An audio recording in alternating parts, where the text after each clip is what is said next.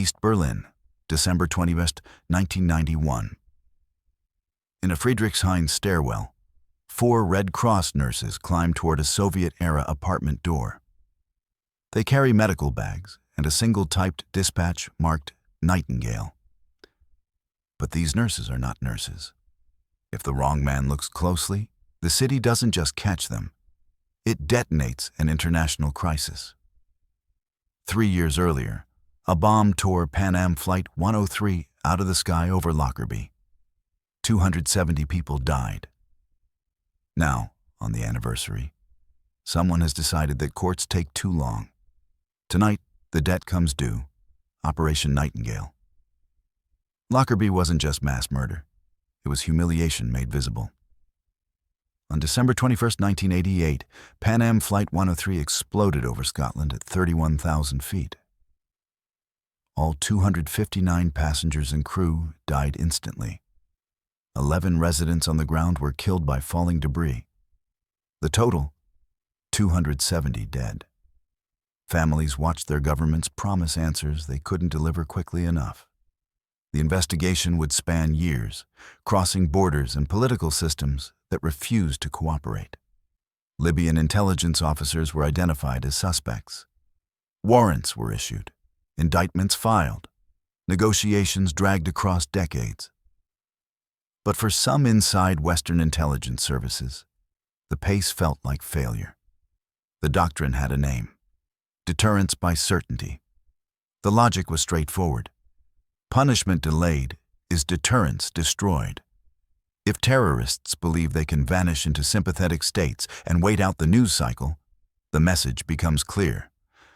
Consequences are theoretical. Intelligence planners in London and Langley understood that international law works slowly. Extradition treaties can be ignored. Diplomatic immunity can be weaponized. But if operatives could reach suspects before lawyers finished arguing jurisdiction, the calculation changed.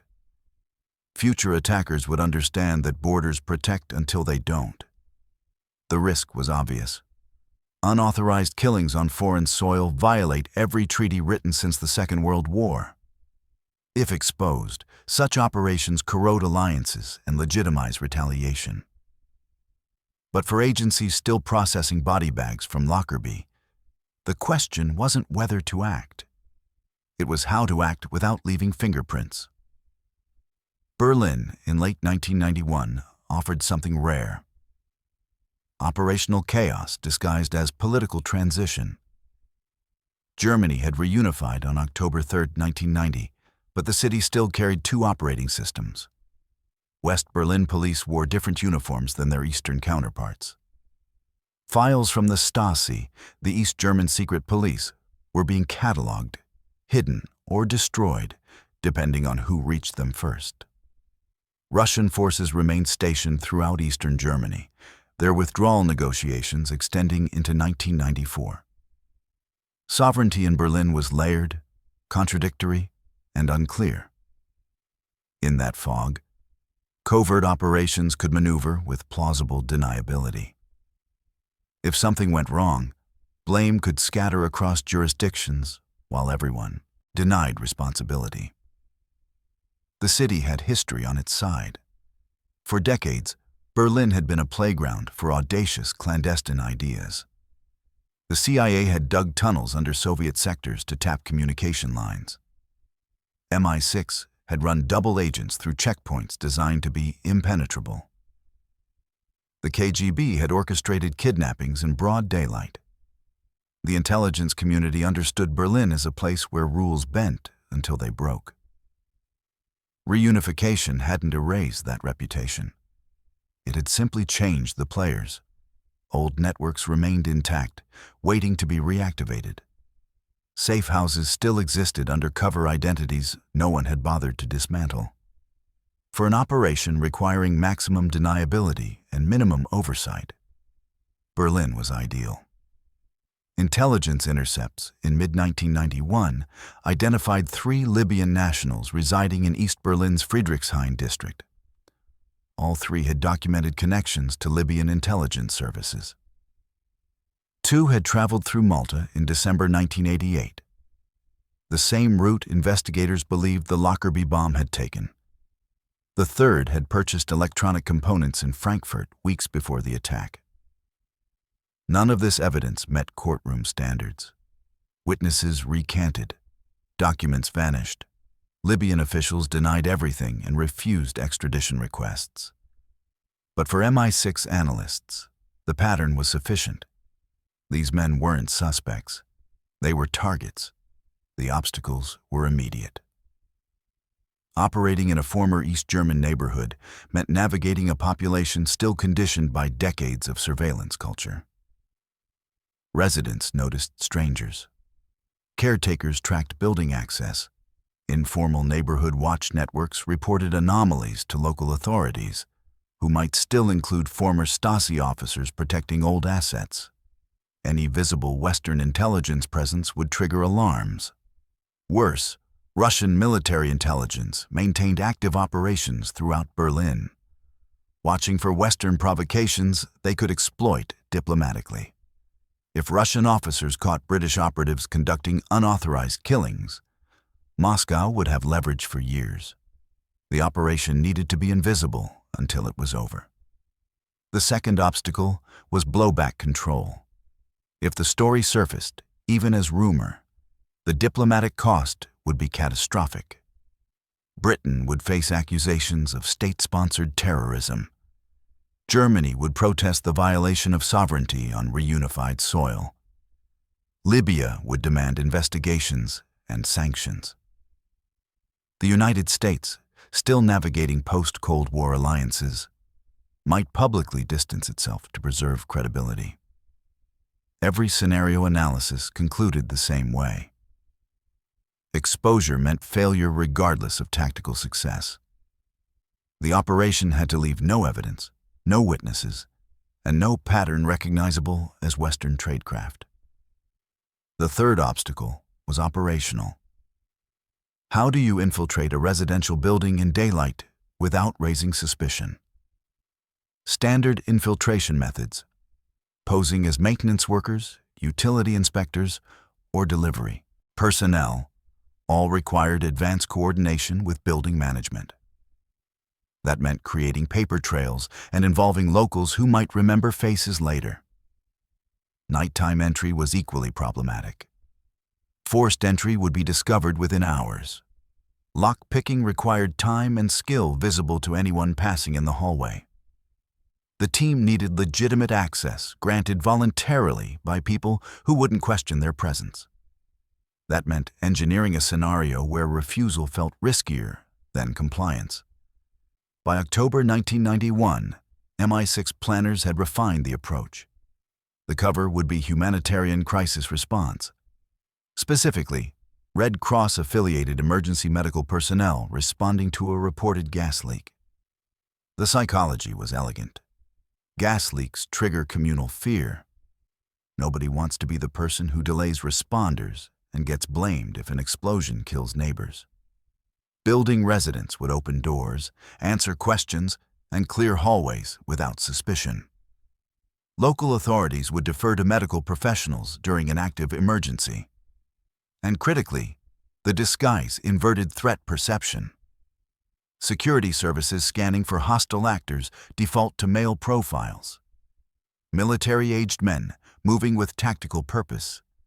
4 women in medical uniforms carrying first aid equipment bypass that filter entirely. Threat assessment systems are built on pattern recognition. If the pattern doesn't match the template, the threat becomes invisible. The team structure was finalized by early November. 4 SS operators, all cross-trained with MI6 support units, all female. This wasn't about physical capability. Women had served in British special operations for years, proving equal competence in high-risk environments. The selection criteria was operational. Who could sell the disguise under pressure? The team needed to project medical authority convincing enough to deflect questions, but generic enough to avoid detailed interrogation.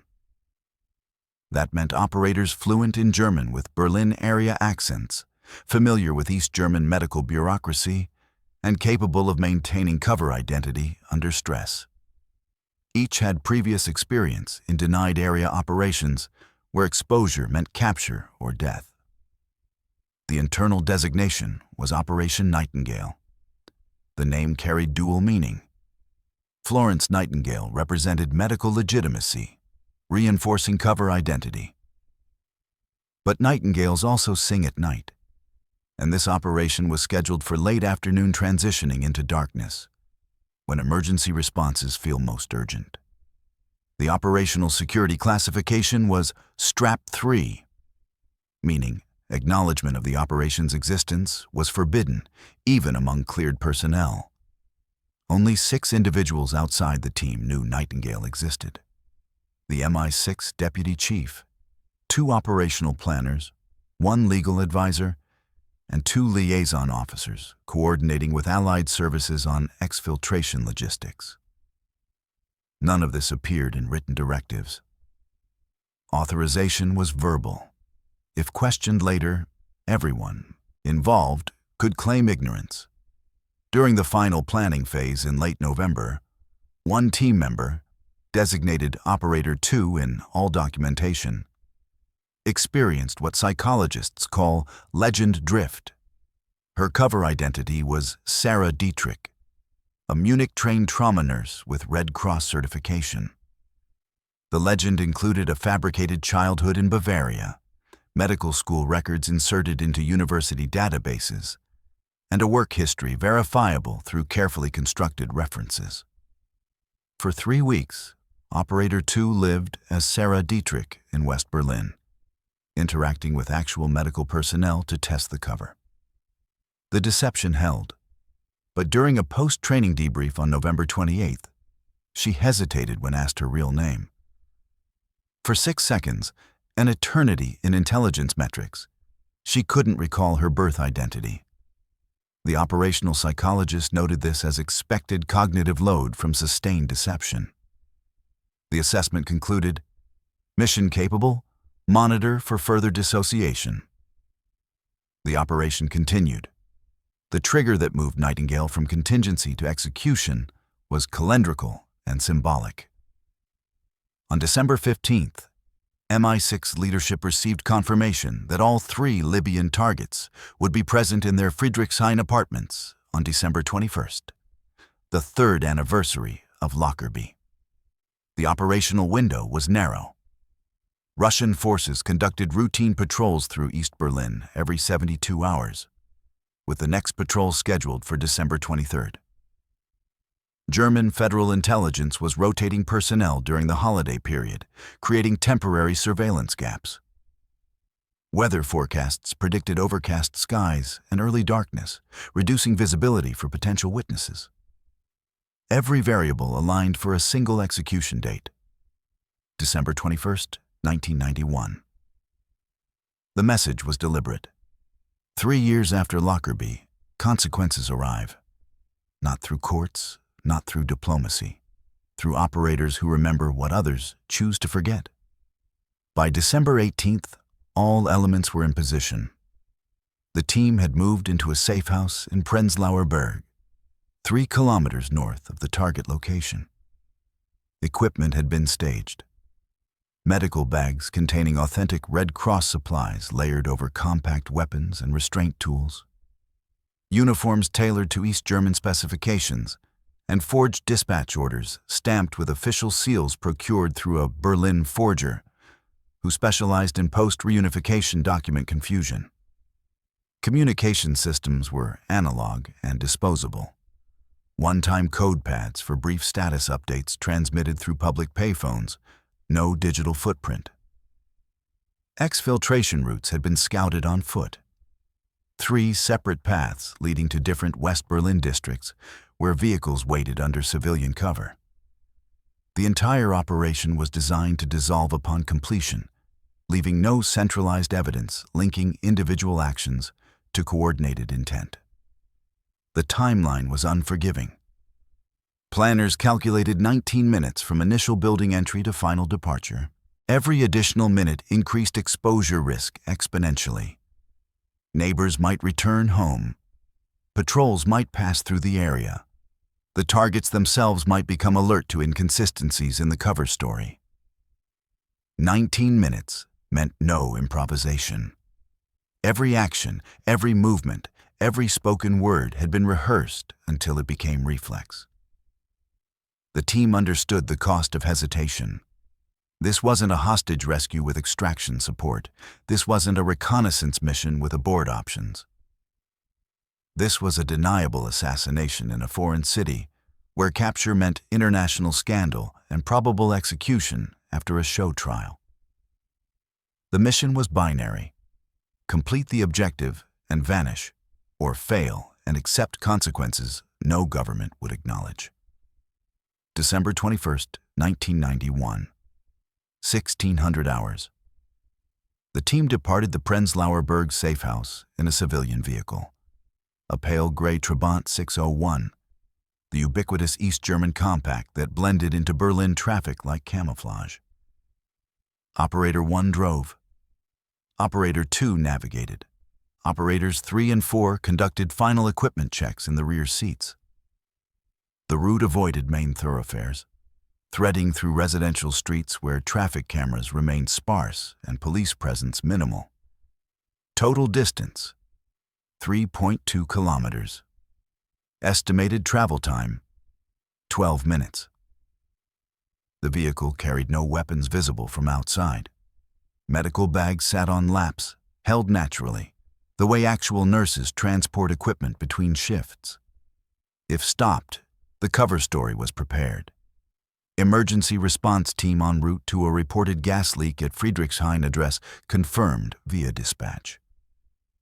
The forged orders sat in Operator 1's jacket pocket, ready for inspection. At 1612 hours, the Trabant parked on Warschauer Strasse, 80 meters south of the target building. The location was deliberate, close enough to walk without attracting attention, far enough that the vehicle wouldn't appear in witness descriptions of activity near the building entrance. The team exited calmly. No urgency, no scanning for threats. Medical bags in hand, uniforms clean and pressed. Operator 3 carried a clipboard, a prop that signaled bureaucratic legitimacy. People trust clipboards. They represent process and authority. The walk to the building entrance took 90 seconds. During that time, 7 pedestrians passed within visual range. None registered concern. The disguise was working. The target was a 5-story Soviet-era apartment block built in 1962, part of the mass housing projects that defined East Berlin's architectural identity. Concrete panel construction, narrow stairwells, 2 apartments per floor.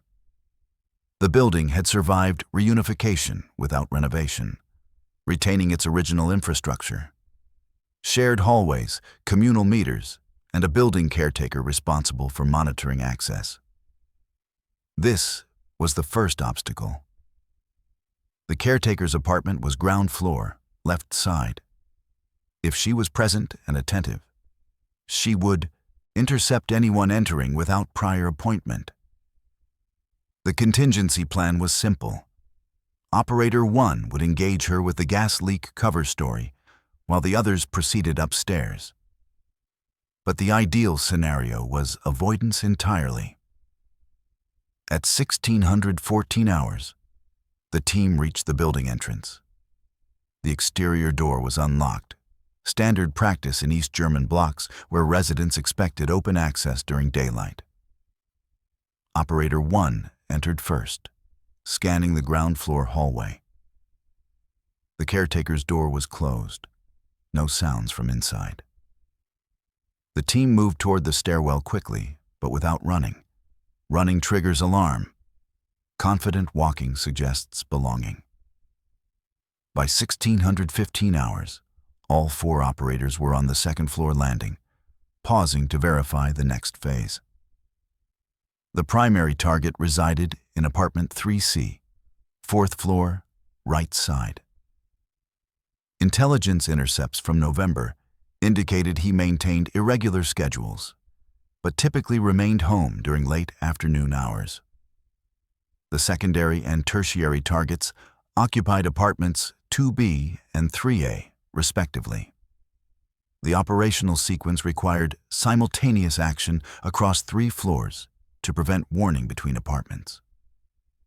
Operator 1 would proceed to 3C, Operator 2 to 2B, Operator 3 to 3A. Operator 4 would hold position on the stairwell, maintaining overwatch and communication security. Each operator carried a compact suppressed pistol concealed in medical bags beneath sterile gauze packs. The weapons were clean. No serial numbers, no registration history, procured through black market channels that terminated in dead ends. At 1616 hours, the team split. Operator 2 descended to the 2nd floor. Operator 1 ascended to the 4th floor, Operator 3 following to the 3rd. Operator 4 remained on the landing between floors 2 and 3, positioned to observe both stairwell directions and provide 30-second warning if building residents or authorities approached. The communication system was nonverbal. Timed sequences synchronized to wristwatches set to identical seconds. No radios, no phones. Just precision and discipline. Operator 1 reached apartment 3C at 1617 hours. She knocked twice, firm but not aggressive. The knock pattern mimicked official emergency response. Authoritative, urgent, but not panicked. Footsteps inside. A voice through the door, male, speaking German with a Libyan accent. "Who is it?" Operator 1 responded in fluent Berlin German. "Medical emergency response, Red Cross. We received a dispatch about a gas leak in this building. We need to verify all apartments on this floor." The psychology was calculated. People fear gas leaks. They remember news stories about explosions, families killed overnight.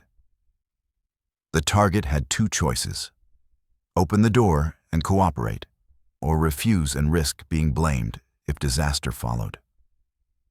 The door opened. The target stood in the threshold, mid-40s, wearing casual clothing, suspicion visible in his posture, but not yet alarm. Operator 1 held up the forged dispatch, allowing him to see official stamps and typed directives. "We need to check your gas connections. This will take 3 minutes. May we enter?" The phrasing was courteous but firm, the tone suggesting compliance was expected rather than requested. The target hesitated, scanning her uniform, her face, the medical bag.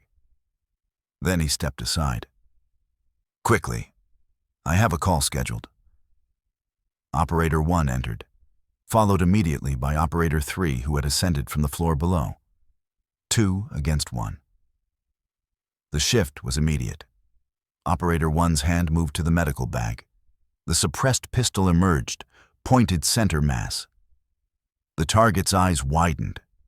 He opened his mouth to shout. Operator 3 struck him from behind with a collapsible baton, one controlled blow to the base of the skull, designed to incapacitate without killing immediately. The target collapsed. Stunned, but conscious. Operator 1 closed the apartment door behind them, locked it, and dragged the target into the living room area, away from windows. What happened next took 45 seconds. Operator 3 secured the apartment, checking rooms for additional occupants or communication devices. Operator 1 positioned over the target, who was attempting to speak through the disorientation of head trauma. She identified herself in Arabic. "Pan Am 103. Lockerbie, you remember."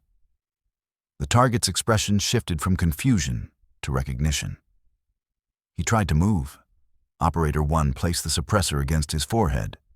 Single shot. Cranial cavity disruption. Instant cessation of all neurological function. Time of death, 1619 hours. The body was positioned to suggest natural collapse rather than execution, though this misdirection was minimal. The goal wasn't to hide the killing, it was to obscure who conducted it. Simultaneously, on the second floor, Operator 2 executed an identical sequence. Knock. Gas leak story. Door opened. Entry. Weapon drawn. Target incapacitated. Single shot to the cranium. Total elapsed time, 52 seconds. The second target never understood what was happening. His final conscious thought, captured in the expression frozen on his face post-mortem, was confusion. On the third floor, Operator 3 encountered the only complication. The tertiary target didn't answer the door. Operator 3 knocked again, louder. No response. She tested the door handle. Locked. Two options: force entry and risk noise drawing attention, or abort this element and proceed to exfiltration. The operational protocol was clear. Mission success required eliminating all three targets. Partial completion invited investigation and retaliation. Operator 3 made the decision in 4 seconds. She retrieved a lockpick set from the medical bag, inserted tools into the mechanism, and bypassed the lock in 18 seconds. The door opened into darkness. She entered, weapon raised. The apartment was empty. Furniture present, but no occupant. Operator 3 conducted rapid clearance, bedroom, bathroom, kitchen. No one. She checked the kitchen table. Mail scattered across the surface. The most recent postmark, December 18th. He had been here days ago. Now he was gone. Abort. Operator 3 exited the apartment, locked the door behind her using the same tools, and moved to the stairwell. She reached Operator 4's position at 1621 hours, 4 minutes into the operation. 2 of 3 targets eliminated. The third had evaded through circumstance or warning. The question of whether to pursue or withdraw resolved itself immediately. The mission window was closing. They withdrew. The exfiltration sequence was rehearsed identically to entry. No running, no obvious haste. Just medical personnel departing after completing a safety check. Operator 4 descended first, verifying the ground floor hallway remained clear. The caretaker's door was still closed. The team moved through the building entrance at 1623 hours, 9 minutes after initial entry. Total time inside the target building, 8 minutes. Total time from first elimination to final departure, 4 minutes.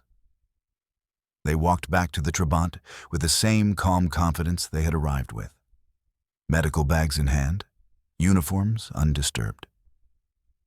To any observer, they were nurses completing another unremarkable shift in a city full of emergencies.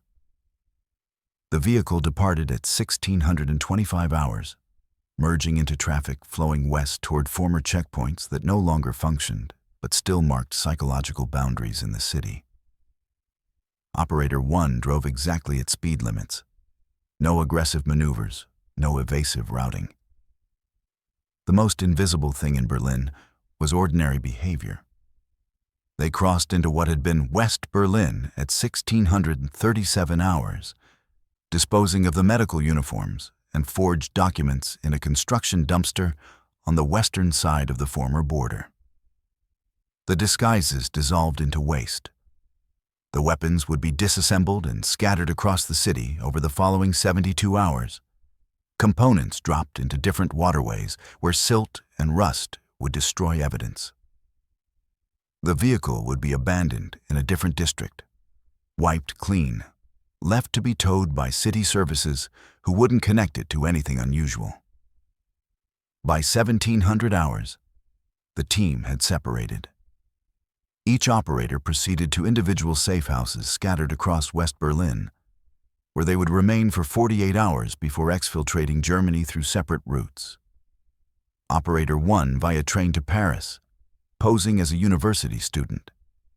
Operator 2 via commercial flight to Amsterdam, traveling under her legend identity with authentic appearing documentation. Operator 3 and 4 via vehicle convoy to Denmark, embedded in a group of relief workers departing for Scandinavia. None would return to Britain simultaneously. None would contact each other. The operation was complete, but the invisibility protocol remained active until every operator had cleared continental Europe. The aftermath began with silence.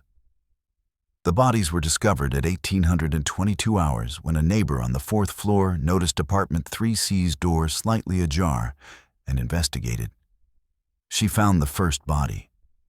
Screaming followed. Building residents evacuated into the street. German police arrived at 1836 hours. They immediately recognized this wasn't random violence. The execution methodology, single cranial shots, minimal struggle, no robbery, indicated professional killings. The second body was discovered during building-wide clearance at 1851 hours. By 1900 hours, the building was cordoned as a crime scene and federal investigators were en route. The initial investigation focused on organized crime. East Berlin hosted multiple criminal networks operating in the chaos of reunification, and targeted killings weren't unprecedented. But evidence quickly contradicted that theory. Both victims had Libyan passports. Both had documented intelligence connections. The timing, December 21st, exactly 3 years after Lockerbie, was too specific to be coincidental. By December 22nd, federal investigators had forwarded the case to intelligence services. By December 23rd, diplomatic channels were quietly activated.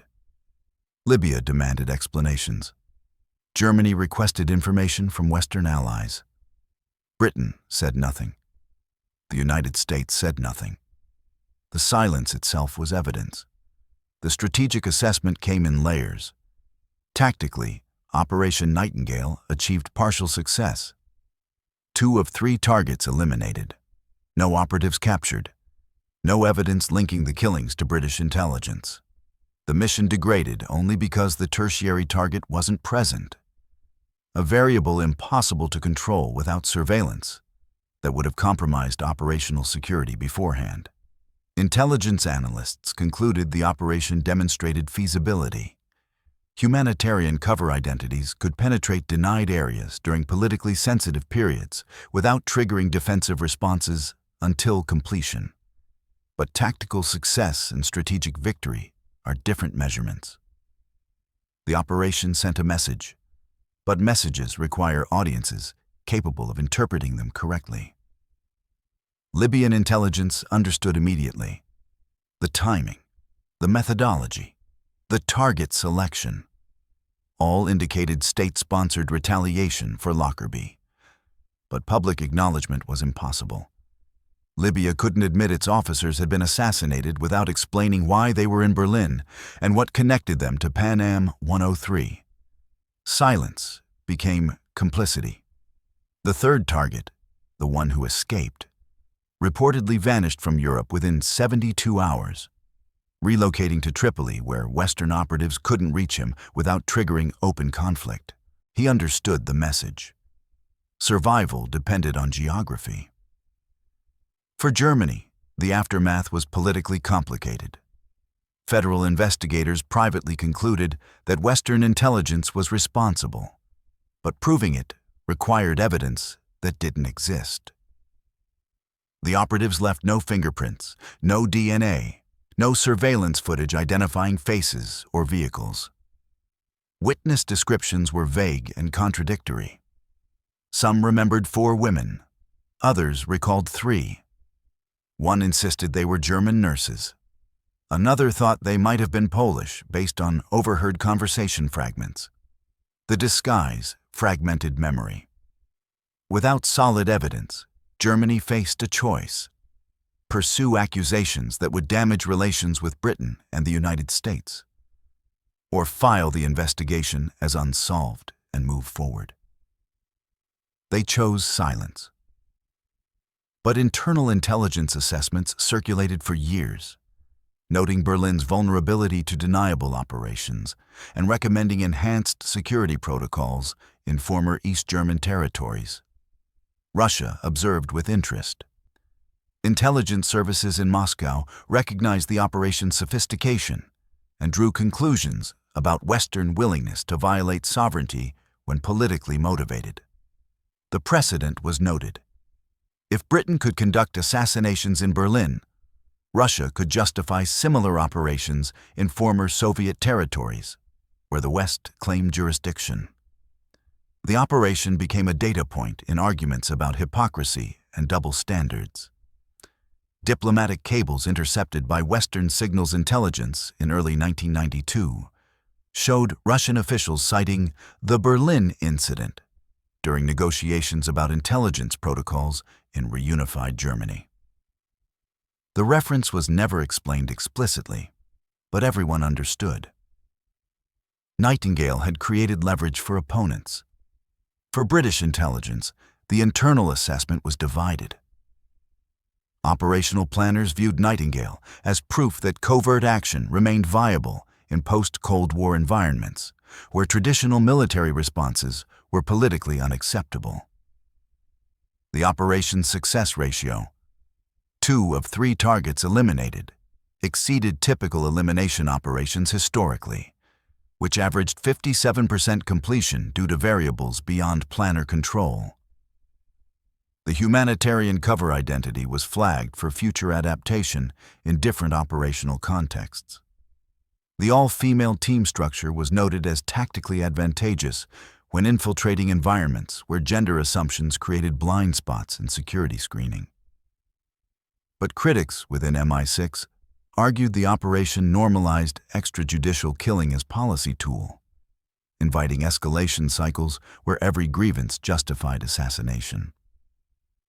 The legal advisor who had reviewed Nightingale's authorization submitted a classified memorandum in February 1992, warning that state-sponsored killings without judicial oversight corroded the distinction between intelligence services and terrorist organizations.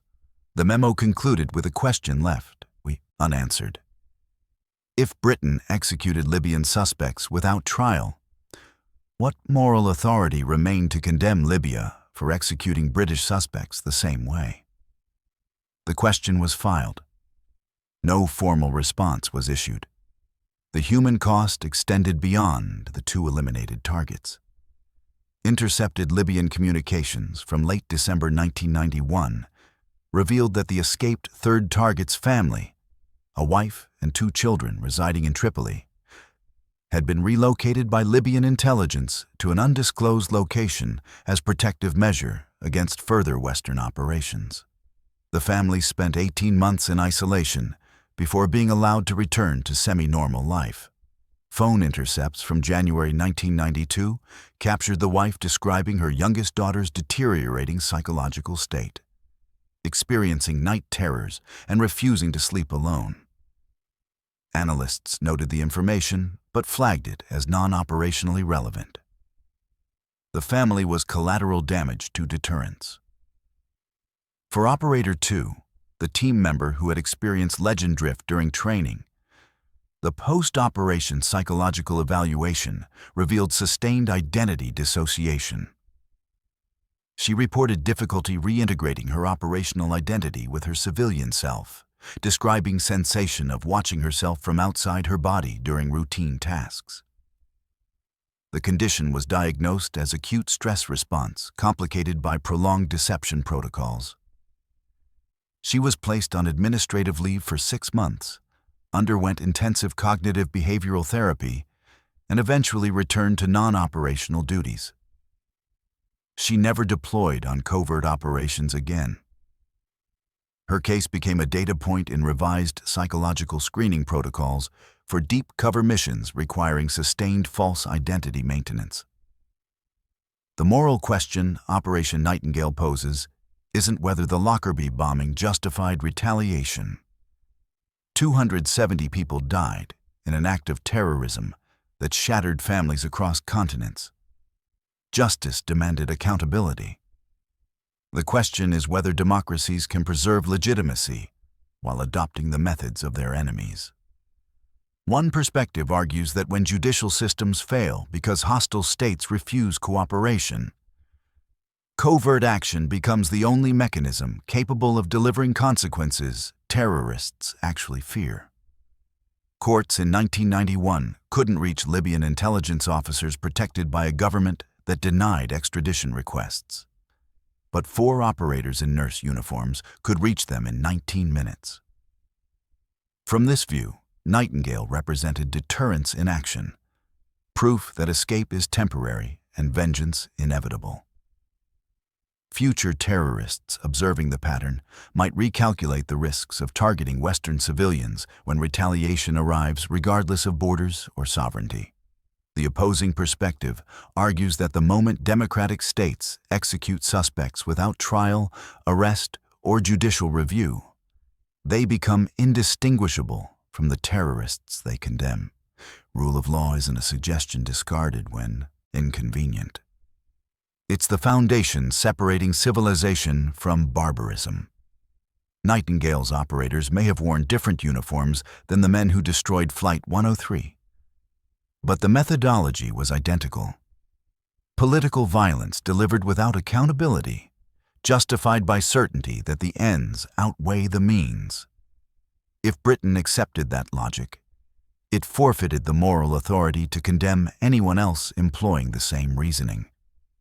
The precedent invites escalation, where every grievance justifies assassination and every assassination justifies retaliation, spiraling until violence becomes the only language states speak to each other. The answer reveals more about your worldview than about Operation Nightingale itself. If you believe security requires certainty, and certainty sometimes demands actions courts can't authorize, Nightingale was justified deterrence. If you believe democracy survives only by refusing the temptation to become what it fights, Nightingale was a failure disguised as success, a moral wound dressed in tactical victory. The operation can't be both simultaneously. It's either the moment Western intelligence demonstrated resolve, or the moment it lost the legitimacy that made its cause worth defending. What's your take? If you were the official authorizing Operation Nightingale, knowing the Lockerbie families demanded justice, but knowing judicial extradition would fail, do you authorize the operation as necessary deterrence, or do you reject it as extrajudicial murder that corrodes everything democracies claim to represent? Drop your perspective in the comments. If this story made you reconsider where the line between justice and revenge actually falls, hit that like button and share it with someone who thinks the answer is obvious. Because in intelligence work, the obvious answer is usually the one that gets people killed, just not always the people you expect.